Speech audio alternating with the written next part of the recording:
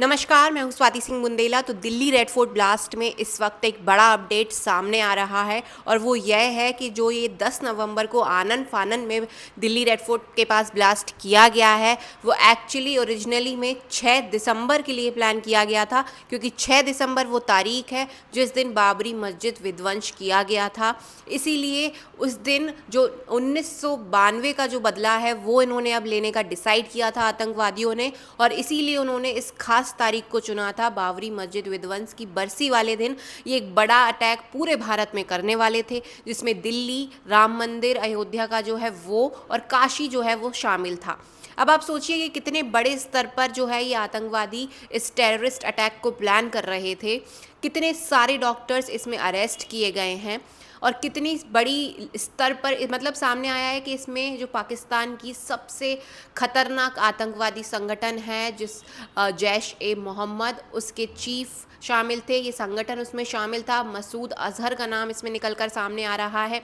एक lady doctor जो इसमें अरेस्ट की गई हैं, उनका डायरेक्ट जो है मसूद अजहर की बहन से कनेक्शन निकल के सामने आ रहा है। अल-फलाह यूनिवर्सिटी, जो कि फरीदाबाद की एक यूनिवर्सिटी है, कैसे वहाँ पर महिलाओं का ब्रेन वॉश करके जो है उनको इस तरीके से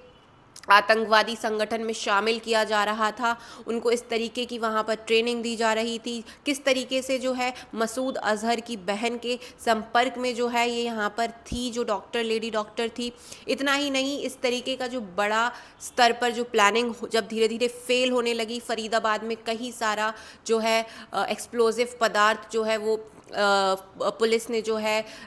कई सारी रिसर्च के बाद पकड़ लिया। विस्फोटक पदार्थ जो है कई सारा पकड़ा गया, AK-47 की राइफ़ल कई सारी पकड़ी गई। उसके बाद आनन फानन में घबरा कर जो है ये अटैक किया गया है, जिसमें अब तक 13 लोगों की मौत हो चुकी है, जिसमें से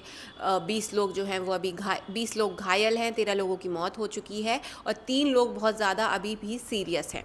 तो आप सोचिए कि कितना बड़ा जो अटैक है वो भारत में होने वाला था, जो कि अब टल गया है हमारी इंटेलिजेंस टीम की मदद से, उनकी समझदारी से, सूझबूझ से।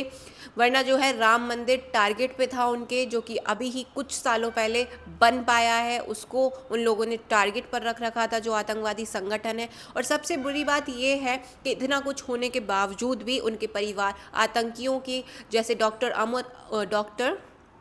एक सेकंड मैं आपको बताती हूँ, मैंने नाम लिख रखा है, जैसे कि डॉक्टर उमर नबी जो हैं, इसमें सबसे बड़े आतंकवादी का नाम जो इस वक्त निकल के सामने आ रहा है, जिसने वो I-10 कार चलाई थी, जो कि रेड फोर्ट तक उस कार को लेके गए थे, उस कार के अंदर बैठे हुए थे, जो खुद विस्फोट, मतलब जिसको हम सेल्फ विस्फोट सुसाइड अटैक बोलते हैं, कि खुद फटकर उन्होंने इस अटैक को अंजाम दिया। उनके फैमिली के, परिवार वालों के जो है वीडियोस निकल कर सामने आ रहे हैं, जिसमें वो बोल रहे हैं वो बहुत भला इंसान था, बहुत ही अच्छा था, वो तो ऐसा कर ही नहीं सकता, वो तो बहुत ही हमदर्दी वाला इंसान था। वो हम दिखा रहे हैं, बल्कि हमें इस वक्त दिखाना चाहिए कि वो परिवार जो इस अटैक की वजह से बिखर गए हैं, जिन परिवारों में कभी कोई कमाने वाला एक लौता हुआ करता था, वो भी अब नहीं रह गया है। वो बूढ़ी माँ, वो बीवी, वो बच्चे जो घर पर इंतज़ार करते रह गए।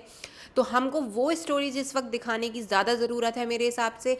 मैं आपको बता दूं, ये जो ब्लास्ट है वो प्लान किया गया था, वो लगभग 32 कारों में एक साथ भारत की अलग अलग जगहों पर प्लान किया गया था, जिनमें से लगभग 4 कारें जो हैं वो अभी तक जो है पुलिस ने ढूंढ निकाली हैं। तो आप सोचिए कितने बड़े स्तर पर ये अटैक प्लान किया जा रहा था। मैं बस आपसे इतना कहूँगी कि अब आप सतर्क रहिए, अपने घर पर इन सब बातों के बारे में चर्चा कीजिए, क्योंकि एक समय था जब हम घर पर बोलते थे कि इन सब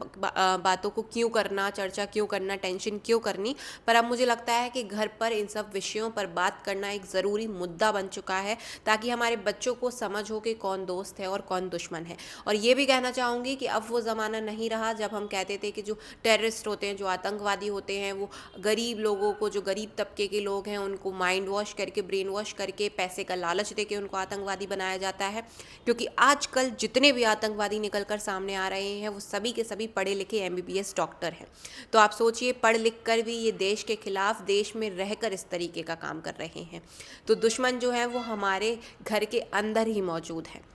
तो अगर आपको मेरे वीडियोस पसंद आ रहे हैं, अगर आपको मेरा वीडियो अच्छा लगा है तो प्लीज़ जाने से पहले सब्सक्राइब ज़रूर करिएगा। मेरा नया चैनल है, मैंने कुछ ही दिन पहले लॉन्च किया है, तो आपका सपोर्ट बहुत ज़रूरी है, इस वक्त मैटर करता है, ताकि मैं इसी तरीके की इन्फॉर्मेशनल वीडियोस जो है आपके लिए और बना सकूं।